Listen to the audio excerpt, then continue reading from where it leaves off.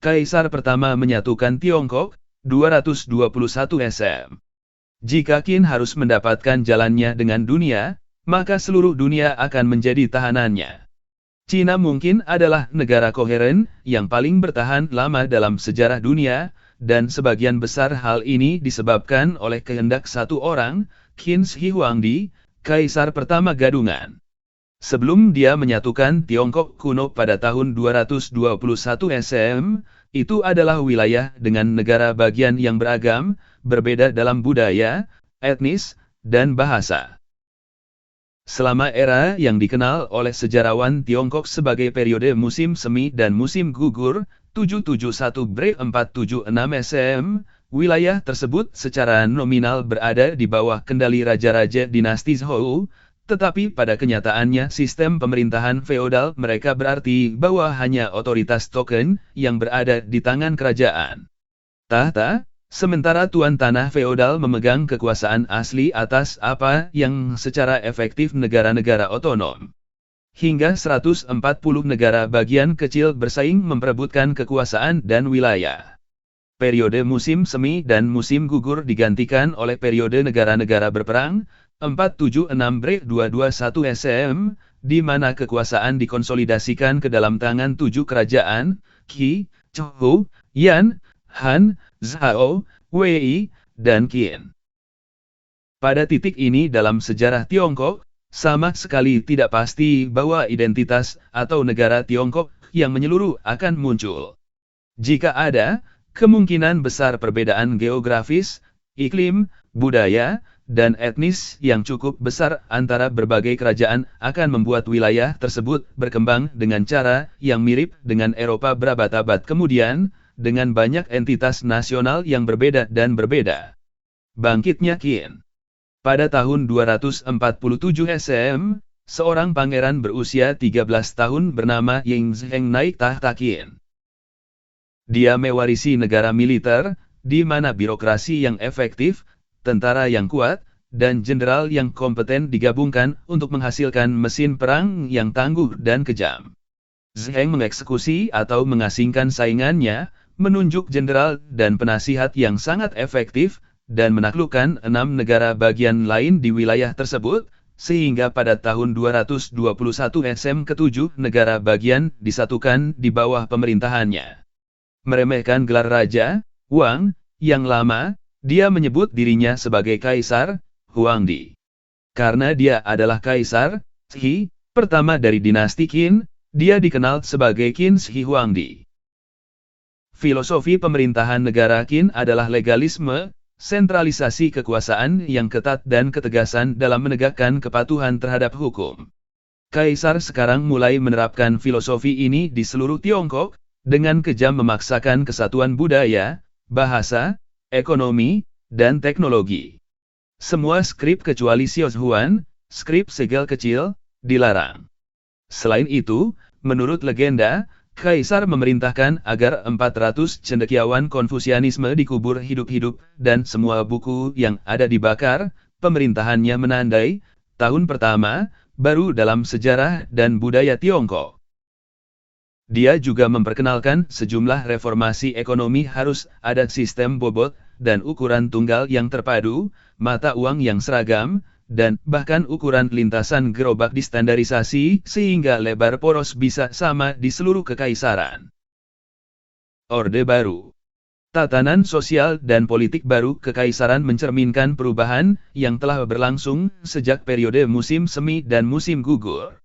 Sistem feodal dihapuskan, sehingga masa petani sekarang berutang kesetiaan mereka kepada negara daripada penguasa feodal atau klan. Lebih dari 100.000 keluarga bangsawan dipindahkan ke ibu kota Kaisar Xianyang, dekat 11N, di provinsi Shaanxi, dan senjata mereka disita, dilebur, dan kemudian dibuang menjadi patung raksasa.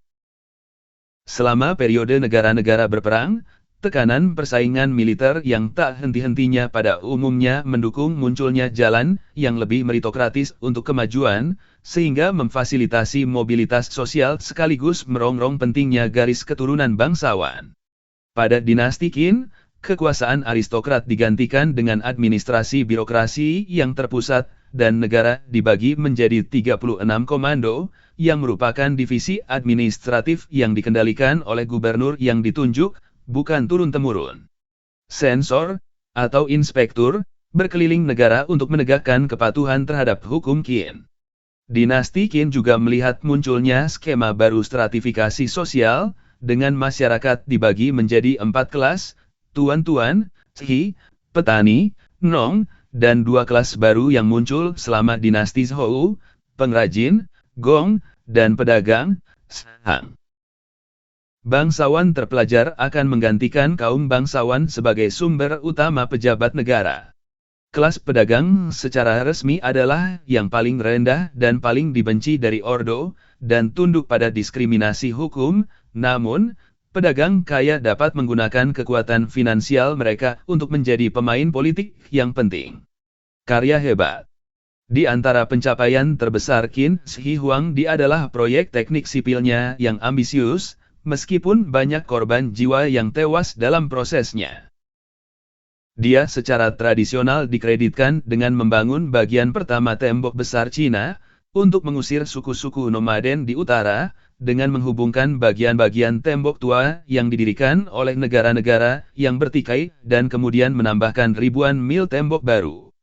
Proyek lainnya termasuk membangun kanal Lingku, yang menghubungkan sungai Xiang dan Li sehingga pasokan militer dapat diangkut dari Tiongkok utara ke selatan, dan membangun jalan militer termasuk jalan lurus, yang panjangnya 497 mil, 800 km, dan membentang dari Xianyang ke tembok besar.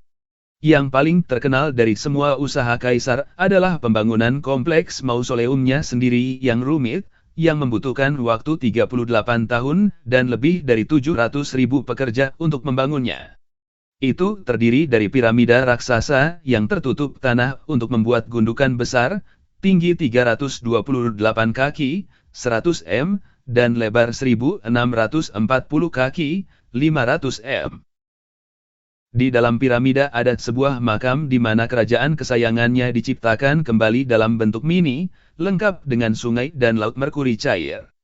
Terkubur di sekitar makam terdapat lubang-lubang besar yang diisi dengan ribuan prajurit terakota seukuran aslinya, birokrat, dan penghibur, semuanya dimaksudkan untuk melayani kaisar di akhirat.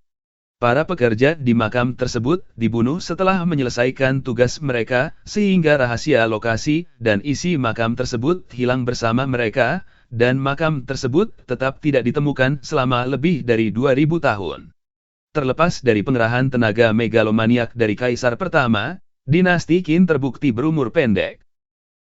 Keresahan petani yang disebabkan oleh kebencian yang mendalam atas pemerasan uang yang brutal dan kerja paksa selama bertahun-tahun, ditambah kebangkrutan sebagai akibat dari pekerjaan sipil yang terlalu ambisius, digabungkan untuk merusak administrasi kaisar dan penasihat utamanya yang diperintahkan dengan hati-hati, kepala di antara mereka kanselir Lisi. Ketika kaisar pertama meninggal pada tahun 210 SM, putra bungsunya, Hu Hai, di bawah pengaruh penasihat dan mantan guru Zhao Gao, merebut tahta dan mengasingkan, dan kemudian mengeksekusi Lisi. Hu Hai kemudian dibunuh setelah hanya 3 tahun berkuasa dan penggantinya, Zi Ying, mendapati otoritasnya sangat berkurang sehingga dia mengadopsi gelar raja, bukan kaisar. Dinasti Han. Tiongkok runtuh menjadi pemberontakan dan kerusuhan sipil, dan beberapa hari setelah aksesi Zi Ying, Jenderal Han Liu Bang berbaris ke Xianyang.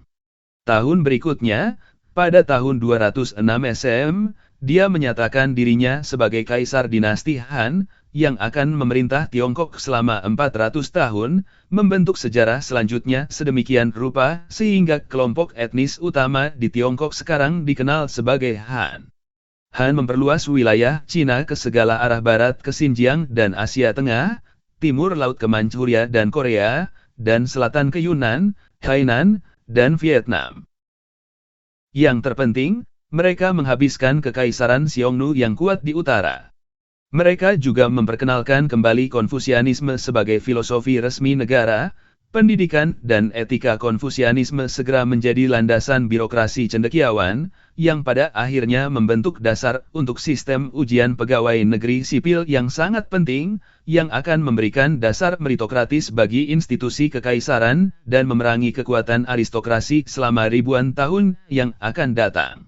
Keberhasilan Han dalam membangun dan memelihara Cina yang bersatu dan tersentralisasi didasarkan pada fondasi yang telah ditetapkan oleh Kaisar pertama. Dinasti Han akhirnya runtuh pada tahun 220 M, di tengah kerusuhan sipil dan bencana alam yang meyakinkan orang Tionghoa bahwa dinasti mereka telah kehilangan mandat surga, memberi jalan pada era kekerasan dan kekacauan yang dikenal sebagai periode 3 kerajaan dan 6 dinasti. Terlepas dari kerugian yang menghancurkan dari kehancuran ini, yang menyebabkan populasi Tionghoa anjlok dari 54 juta pada tahun 156 M menjadi 16 juta pada tahun 280 M, konsep Tiongkok yang bersatu bertahan dari perpecahan selama 360 tahun, memungkinkan dinasti Sui untuk menyatukan kembali Tiongkok pada tahun 581. Pengaruh Kaisar pertama masih terasa di Tiongkok modern, dan Ketua Mao Zedong, 1893-1976, secara eksplisit meminta inspirasi kepada Kaisar.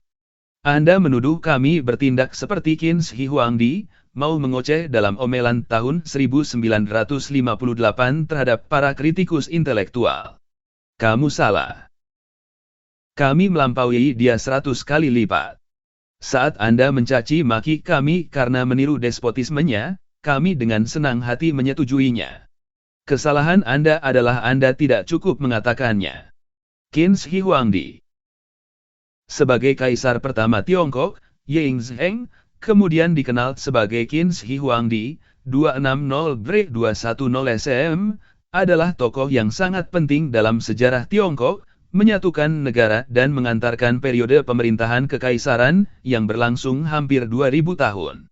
Dia adalah seorang lalim yang brutal tetapi juga inovatif, dinamis, dan energi. Laporan mengklaim bahwa dia hanya membutuhkan 1 jam tidur per malam dan dia menetapkan sendiri kuota kerja harian, diukur dengan berat kertas yang harus dia lalui.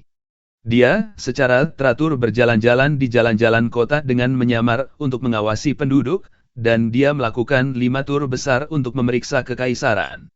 Sangat paranoid dan takut akan kemungkinan upaya dalam hidupnya, dia selamat dari setidaknya 1 upaya pembunuhan. Kaisar menjadi terobsesi dengan pencarian keabadian, mensponsori ekspedisi untuk mencari bahan-bahan ajaib dan mistikus yang dapat membuat ramuan kehidupan, untuk memungkinkannya untuk hidup selamanya. Ironisnya, kematiannya pada usia 50 tahun mungkin terkait dengan konsumsi ramuan berbasis merkuri beracun yang dia konsumsi untuk memperpanjang hidupnya.